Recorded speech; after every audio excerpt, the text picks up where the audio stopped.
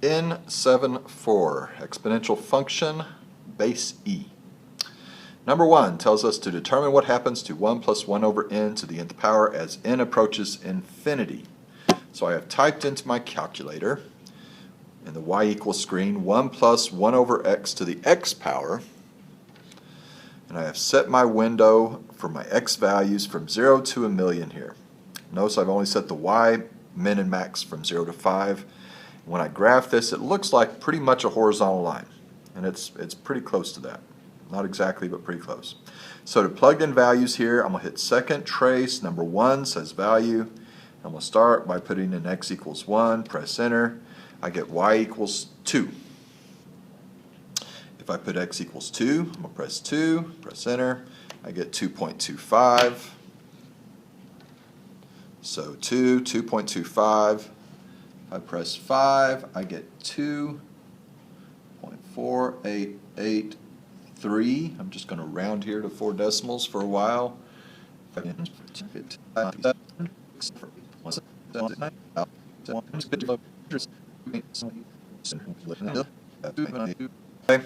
So as n approaches infinity, 1 plus 1 over n to the nth power approaches approximately 2.71828.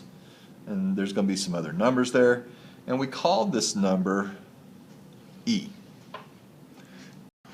As I was saying, we call this number e. Down below we have a little bit of an explanation. The number e is an irrational number defined as the number that the quantity 1 plus 1 over n to the nth power approaches as n approaches infinity. E occurs so often in applications it is often referred to as the exponential function, rounded to 3 decimal places, which is usually, we don't really need it to be usually more accurate than that. E is approximately 2.718.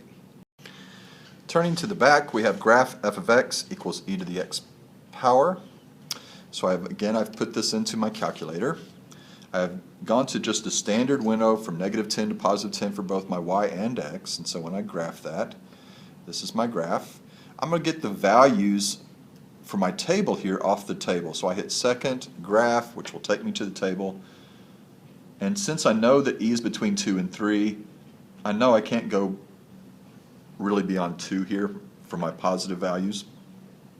If I put in -1, it looks like I have my y value is 0.367. So we're going to round that. That's the same as saying 1 over e, but that's about 0.4. And really 1/10. 1 decimal place will be good here because I can't be more accurate than that on my graph. At 0, I get e itself. I mean, actually, if I put it e to the 0 power, anything to the 0 power is 1. It's my only super accurate thing. This will be e to the first when I put in 1, and that is approximately 2.7. And if I do e squared, that's going to be approximately 7.4. So let's graph those. At -1, I'm at about 0.4, 0, 1, 1, 2.7 or so, 2, 7.4. So it's going to be hugging the x-axis coming along, and then it's going to turn up pretty quickly here.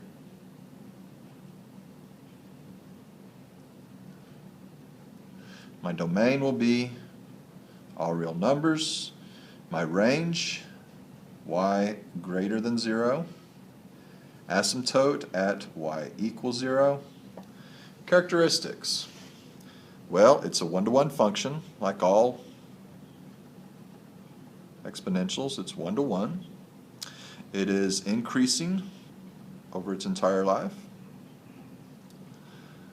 I have no x-intercepts.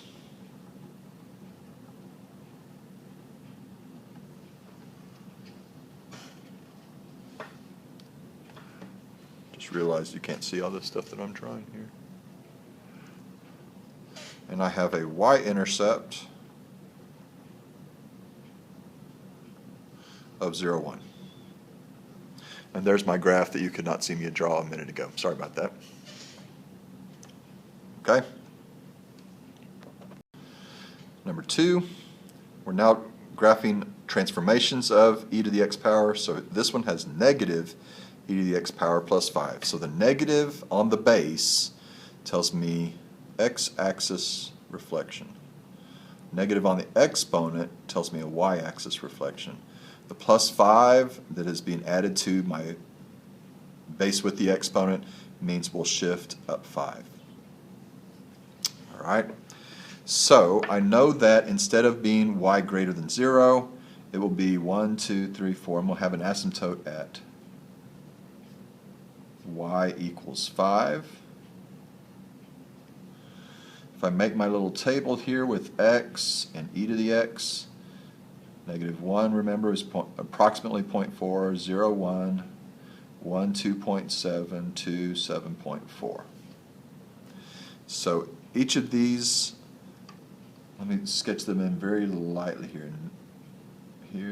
Here, 1 is 2.7, 2 is 7.4, about right there.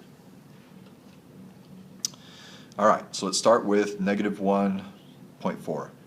I do an x-axis reflection, so it's going to go, instead of being 0.4 above, it'll be 0.4 below, and then we'll shift it up 5. 1, 2, 3, 4, 5 would be about right here. 0, 1, it's 1 above. I'm going to reflect it 1 below, shift it up 5. 1, 2, 3, 4. Excuse me. 1, 2, 3, 4, 5. So that's at 0, 4.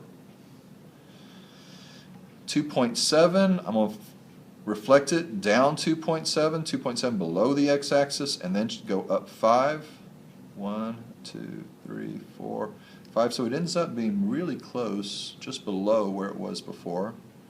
And then 7.4, I'm reflecting it down. It's negative 7.4, which would be here. And then 5 up. 1, 2, 3, 4, 5. Be about right here. So my graph is hugging this asymptote, and then it's going to turn sharply down.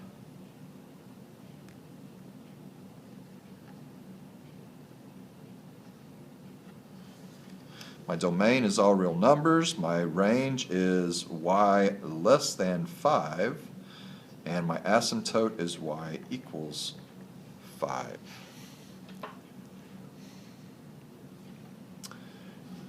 Number 3.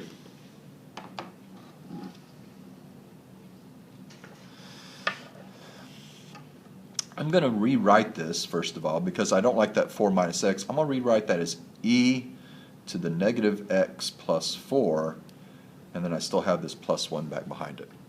So the negative on the x tells me a y-axis reflection.